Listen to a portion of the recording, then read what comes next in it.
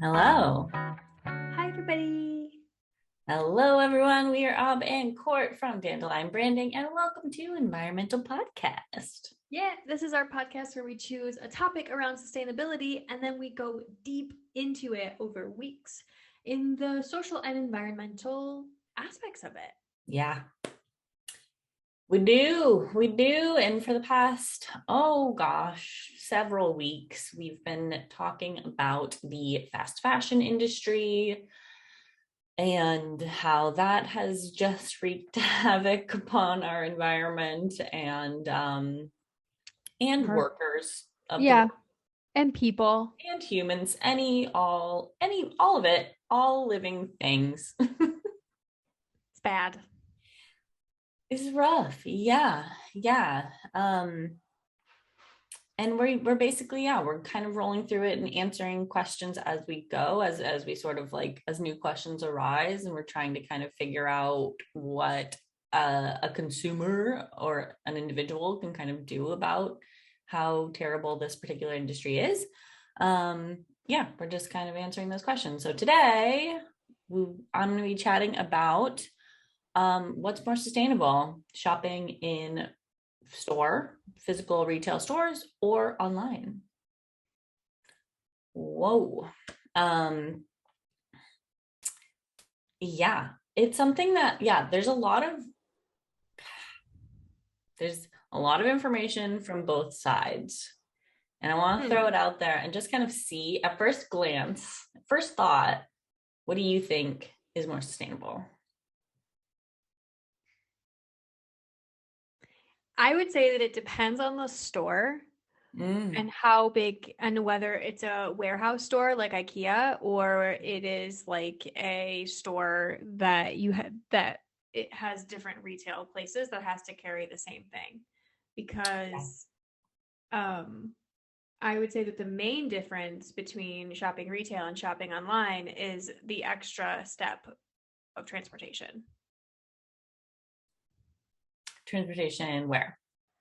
Like a warehouse shop basically gets straight from the manufacturer to the warehouse and it's held there. Yeah. But a clothing store like I don't know, I just think like Primark would go to a warehouse and then from the warehouse to the store, and then people have to travel to the store to get the thing. So I would say that that's currently how I make some of my retail choices. That is definitely a factor. And that's pretty much the biggest differentiator between the two is transportation. But it is like kind of a debated topic, and it's interesting because finding information about which is more sustainable changed based on time, seemingly. So like the studies that were done kind of, I don't know, like mid 2000s I saw quite a few that were from like 2009, quite a few from like 2016. The information is different. Our perspective on what was actually more sustainable was different because consumer behavior was different. So like at the early onset of the internet, a lot of people were like, whoa, online shopping is definitely going to be more environmentally friendly than stores because it doesn't require there to be a physical retail space that takes up, resources and energy to have the lights on, run in the actual store.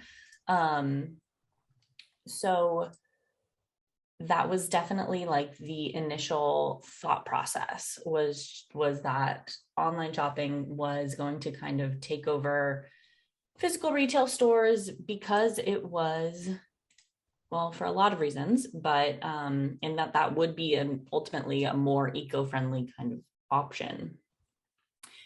Because we didn't have really any information. We kind of just assumed that people would shop online the same way that they shop in physical retail stores. And we've learned that is not the case. And so the information has definitely changed over time. And it's also interesting who ran the study changes their perspective. I mean, yeah. Pretty big time. Yeah, pretty big time. So interestingly, yeah, a lot of articles cite one particular study that was done in 2016 that claims that shopping in store is actually 60% more sustainable than online shopping. And that study was seemingly pretty well done. Like it looked at an entire life cycle analysis, which examined the environmental impact of the materials, the energy usage, fuel attribution to each product, and they looked at 4 different retail products. Like if you are purchasing 4 different products in store or online, and their entire journey from manufacturing to their end of life.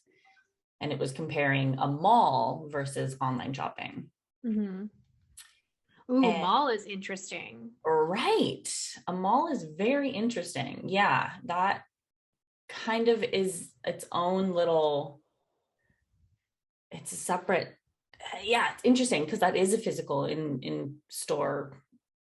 Yeah, shop. But everything is together. Mm-hmm. So that would make sense if if that was actually a more sustainable way because everything is in the same place.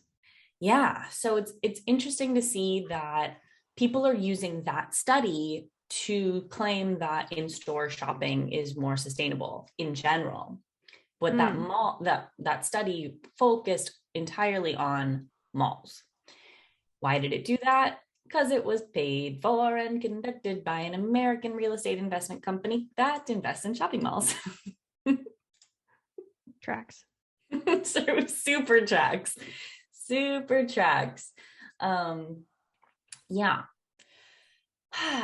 Yeah, but it's still a pretty eye-opening study. I'll definitely link it. It did focus heavily on e-commerce return volume, which is really a massive differentiator between in-person and online shopping behavior, and packaging waste, and that makes sense. And different types of shipping that one can choose when shopping online. So those were kind of the main factors that led them to make the final decision that that shopping in person was more sustainable than online. So it has validity to it for sure. Yeah.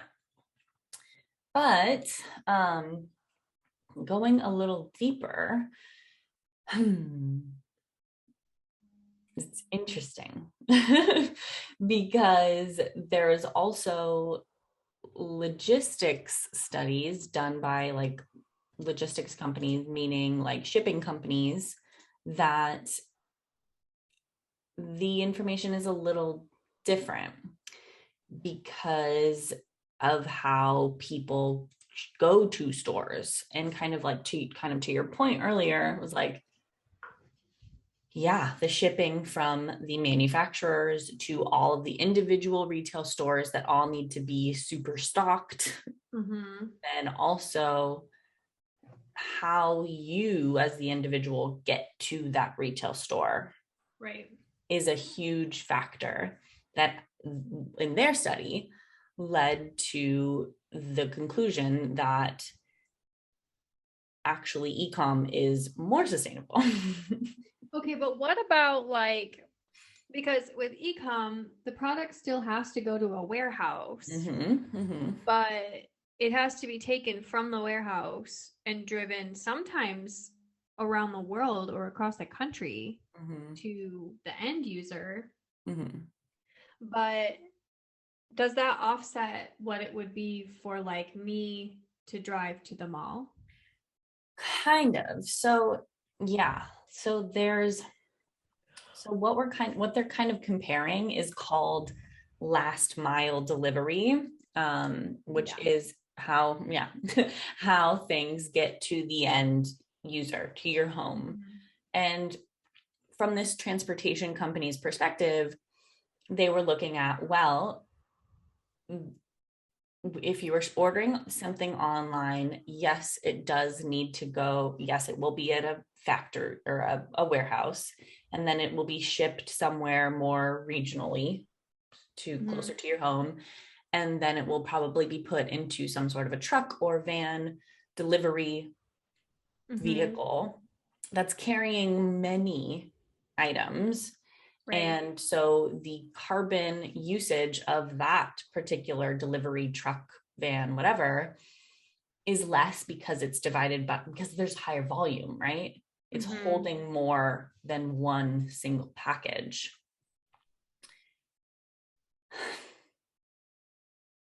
So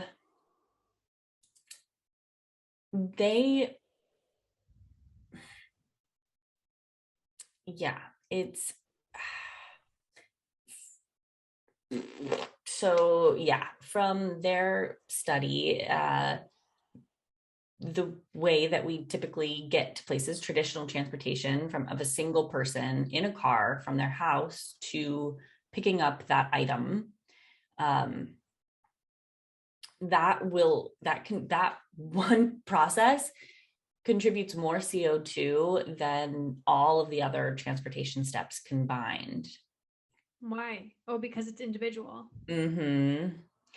Yeah. And they also looked at, it was interesting, they even included like, well, what if your package can't be delivered the first time? What if you then have to drive to a post office to go pick it up, or the post office has to re-deliver?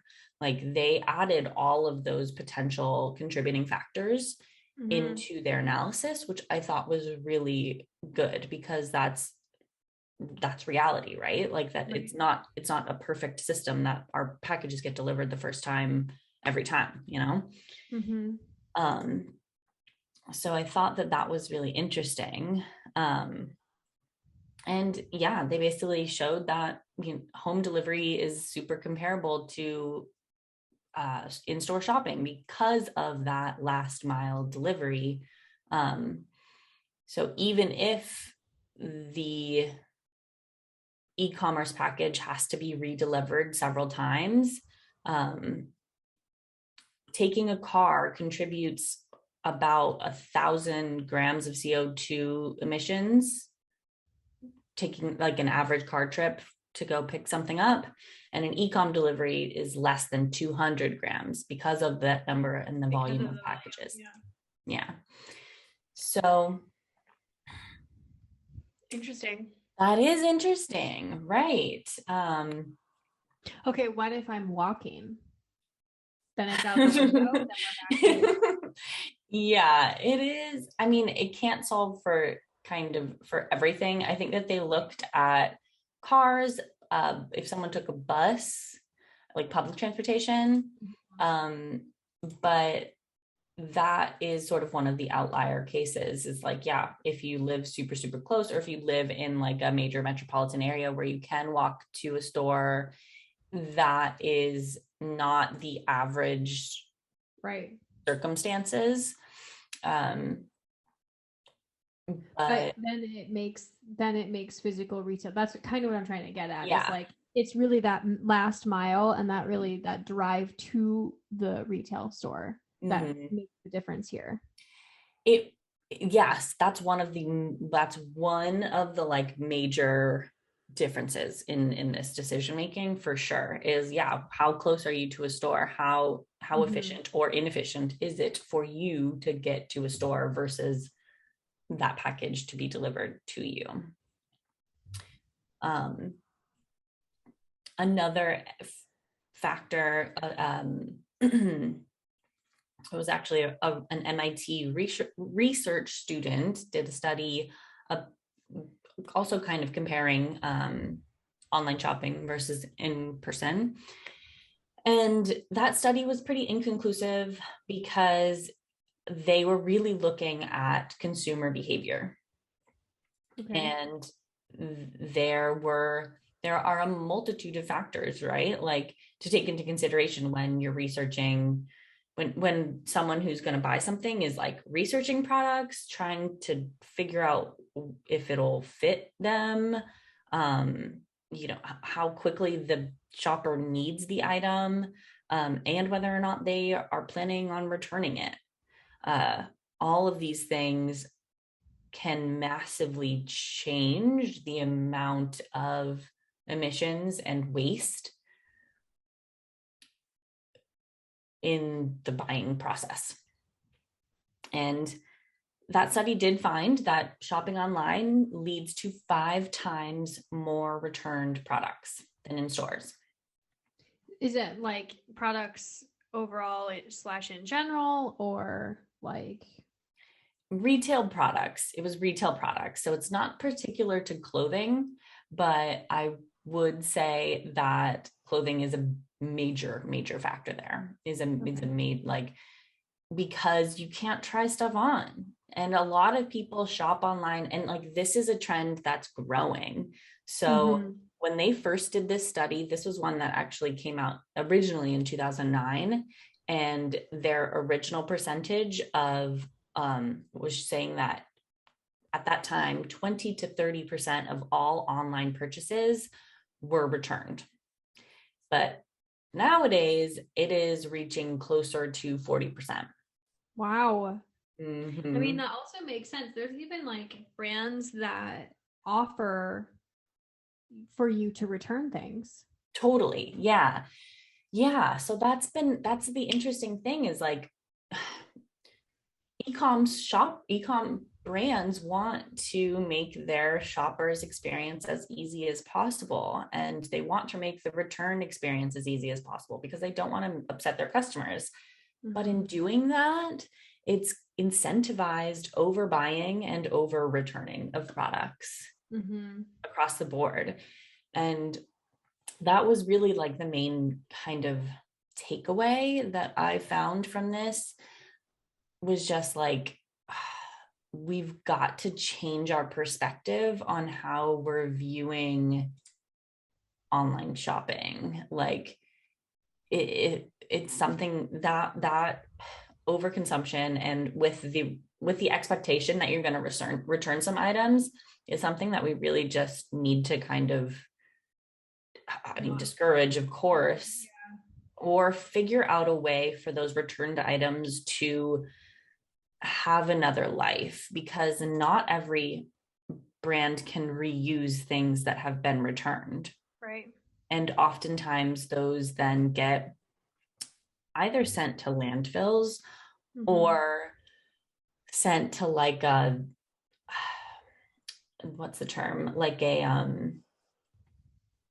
kind of like a discounted merchandise store.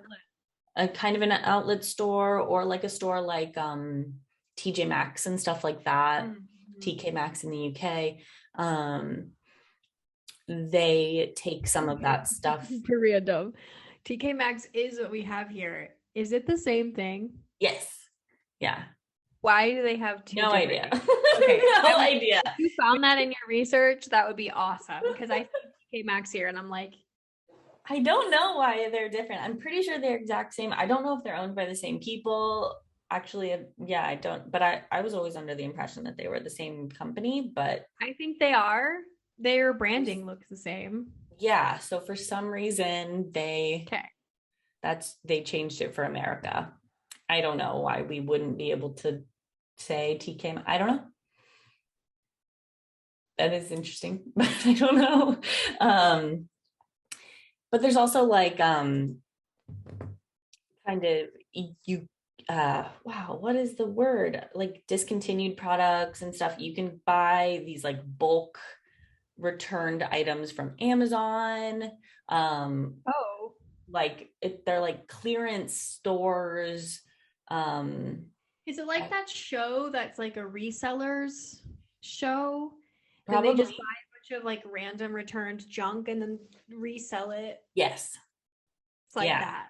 So yeah, so some of the stuff that gets returned can eventually have another life with something like that, but a lot of that stuff, yeah, it's often easier for a brand to just write it off entirely as a loss and discard it, which means throw it away.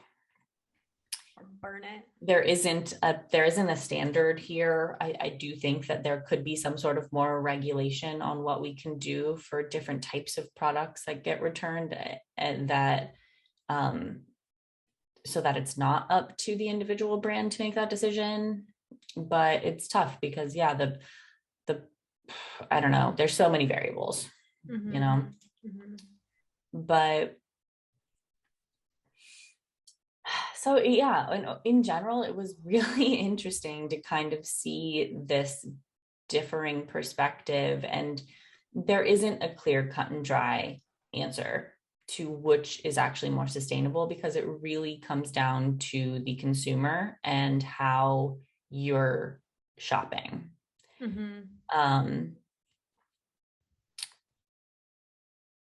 So I have a bit of a summary, and I guess I'll just go to the summary.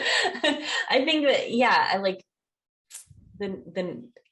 it's interesting. I definitely thought that like the carbon footprint of a physical retail store would contribute more to the overall sustainability of to that being less sustainable than ecom, but like that really was very, very minimal in their kind of overall, like the actual building and stuff. Interesting. I was also surprised by that, but I mean, I guess that makes sense because no matter what, it has to be housed somewhere. Right. Yeah, exactly. So it was like, well, if it's ecom, it's going to be sitting in a warehouse. And if it's like, yes, retail products have to sit in the retail store and also the warehouse, but like that, it's not a massive shift in the data, I suppose. So yeah, kind of the main takeaways were really just, we've got to kind of change our own perspective. And if you're not sure about the fit or the quality, speaking specifically about fashion, shopping in person is going to be a better bet, because you have the ability to try things on, you have the ability to kind of see if you like the quality and stuff like that, which you can't see online. And that's a big part of how we make purchasing decisions, and it's missing from the ecom experience a bit, for sure. Some brands definitely try to navigate that by like having like VR options, or like you can take a picture of yourself and they like kind of put Photoshop kind of things on you, but it never quite works. It's not the same as holding the thing that you want to buy and seeing how it looks on you, right? Of course, taking public transportation or shopping within your neighborhood, biking, walking is definitely going to help as well. That last mile delivery is, again, the biggest contributor of CO2 emissions throughout the entire process. So being more mindful of how we're getting to that retail store to check out products is we have a lot of power there to make a difference. Saving up purchases and like waiting to go all at once and do all of your errands and stuff in one trip also is a major contributing factor. Because if you're just driving to a store for one particular item or shopping online for one particular item and you're getting individual products all the time, that is an unsustainable shopping habit in general, regardless, in store or ecom.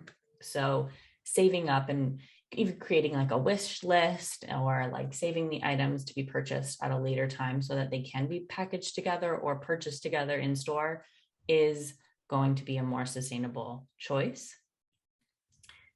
For ecom, that last little tidbit is definitely relevant for ecom, but also for ecom, your shipping option super, super matters. Really? Yeah. Because expedited shipping options don't have to have like a minimum. So how do I, so like if you overnight a product, that's going to get onto a plane. That plane doesn't have to be full in order to go to its destination.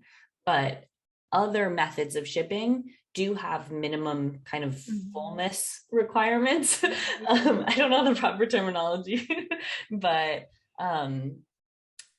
they kind of wait to ship the the trucks and stuff until they have they're at least some percentage full. Yeah. So for expedited shipping options, if there's nobody else that ordered overnight shipping to that location, but you did, that plane's going. Oh my God. Yeah, so, that's a huge deal. Huge. So so choosing slow shipping options, you know, if you have the ability to choose to package all of your things at once, that's something that I know that Amazon does.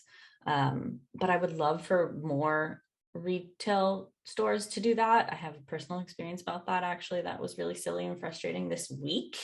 But did you order something and it came in a bunch of different boxes or something? Yes, but so it was a brand that had a delivery minimum to meet. I had to spend $50 in order to get the package delivered, and then they still all came individually packaged. I'm like, what? Like what? Huh? That makes no sense to me. Yeah, I was really mad about it. Did you write them an email? No. You should. I did not yet, but it was just silly. Like, I'm just like, what, like, if you have an order, like I like when brands do have a delivery minimum that you have to meet, because that does reduce waste of people just purchasing one-off products randomly. But if you're then going to go ahead and ship those not all together, like at least give me the option to choose, wait and ship them all together. I didn't even get that option. I got no options in terms of when I would receive the product. My God. Yeah. So lame. at least let your customers be able to choose, like package them all together. Like, I don't need this right now. Like, I was buying stuff for Christmas. Like, I don't need it right now. So like, yeah. Right. But I slowly got like one package every day for over 4 days. And I'm just like, oh my gosh, like, no, this is terrible. This is not the experience, like, come on, like, that's not thoughtful. No, and also specifically why they made you choose an order minimum. I thought so, right? I would why think else would they that those go hand in hand. Yeah. That if there's a delivery minimum, to ship the products to me, that then you're giving that minimum so that you would ship all that product and not waste packaging 4 times over. I didn't know. Anyways. So yes, if you do have the ability to choose to package everything in the same box, and you can be a little bit more flexible with your delivery times, then please take that option. Of course, trying to patronize brands that do use sustainable packaging is always going to be a great choice. And yeah, there are other options, and especially in like larger cities and stuff, like bike couriers for delivery. Yeah, that's a big deal here. That's a big thing here. Totally. Yeah. So that's definitely growing in Europe. And in some larger cities here, like New York City, that's huge. San Francisco, kind of, but for sure not LA. But I think that is something that could definitely be expanded. There's something there, right? That we like, that is a good job, and also a really nice kind of sustainable option for delivery. Other large brands are, looking into autonomous robots for delivery, like those little you ever seen those? Yeah. Yeah, they're little robots, little package robots. I don't really know how that works. Yeah, I like that, but it feels like they drive to a place and then put down the robot. And the robot just like cutely drives up. It felt like more of a Corona pet delivery than a sustainable option to me. But I don't know how they work. I think that some people, I mean, they weren't originally developed for Corona. They've been in production and stuff for quite a while. But I think it's just kind of weird logistically how to deal with that. It's like, but if your robot gets got, right. No, exactly. People can just take it, or can it's just like a little robot going down the road. Or like a curb can really throw it off its whole thing, right. Right. Yeah, it seems like there's a lot of weird logistical little details to why that hasn't been rolled out more. And also like the drone deliveries, like that really freaked people out. But it is something that is a more sustainable delivery option. Yeah. I feel both ways on that one too. It's a weird like to future world, I think, for us, for anyone right now. We're fucking old. And yeah. We're old fashioned. I'll walk to the store, damn it. Yeah, so we'll kind of see how those things maybe get utilized in the not too distant future, but there are also some interesting kind of trends in how retail spaces might have a resurgence. And that could possibly lead to a shift in this information on whether or not retail in store or online is more sustainable. There's a growing number of large retailers that are kind of merging. This might be just in the States thing, but very recently, Kohl's, like the clothing store, and Sephora, the makeup kind of beauty store, have merged. So they're sharing a physical retail space. It's really, really interesting. Yeah. So like a part of Kohl's is now dedicated to a little in-store Sephora, but it's kind of awesome because then again, you can go to one place and fulfill more of your needs. Like they have a very, very similar demographic and customer base. So it makes a lot of sense. The same with Target and Ulta. Ulta, another beauty retailer, they're now also sharing a space. So interesting. Totally. Yeah. And yeah, so that sort of like mixed use of space that's thoughtfully designed and provides folks with like the ability to shop for a multitude of products that they need all in one place is definitely having a bit of a comeback. And I think, with like some creative planning, like there's definitely ways to make those destinations a bit more enticing for people to actually want to go to in person over shopping online.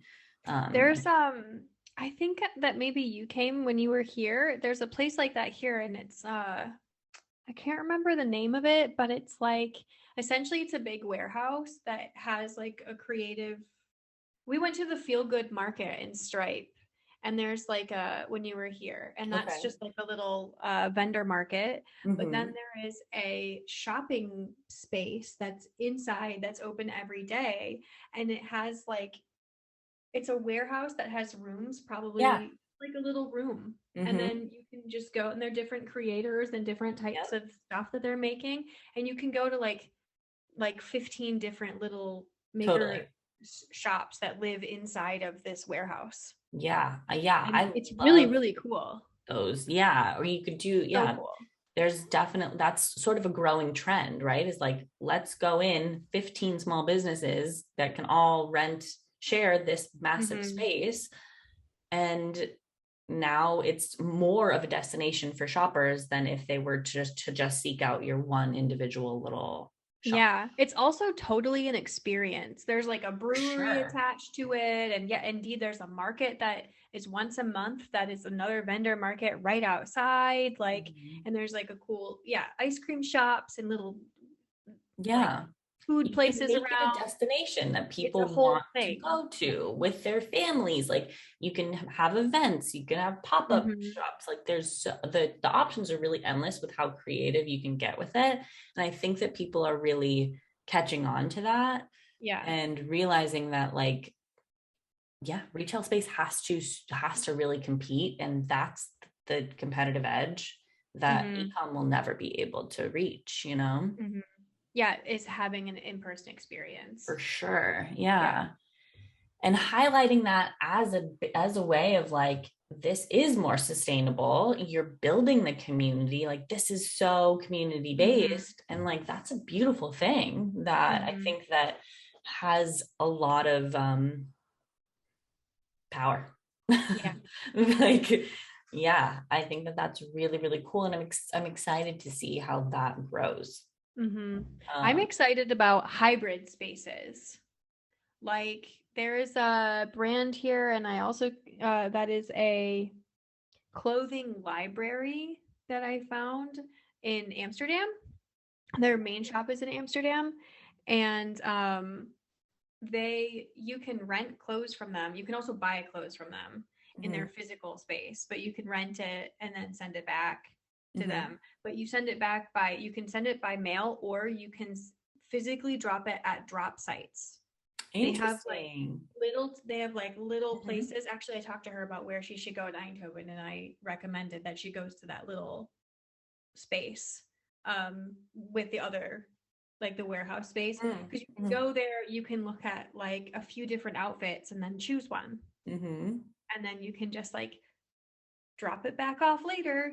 Like super cool. It was really cool, and I thought it was really cool that you could order it online and then pick it up at a local drop point that you could go to. I liked that community. That was one of the most sustainable methods of shopping ecom was, if you can pick it up at like Dropbox location, something close to you where they don't have to individually come to your home. And you also don't have to travel as far as like going to the store or something like that. So some sort of a middle option. Really. They can just drop a bunch of stuff. There's more and more of that here. But it's cool. And it makes sense. It totally logistically makes sense for the companies because they don't have to then drive all over the place delivering to individual homes. And also it's way easier. You just get the information on how to open up the box. Boom, you got it. Boom, done. Done. Yeah. So it was encouraging to see that there is innovation happening towards kind of making both of these options more sustainable. But ultimately, the biggest thing is changing how consumers view shopping in general, really, particularly online shopping, and getting folks to realize that, if you're just browsing and you don't yet know what you want to buy, please don't buy everything in the store and then return 95% of it. Like that is not, that's there really isn't anything more wasteful than that.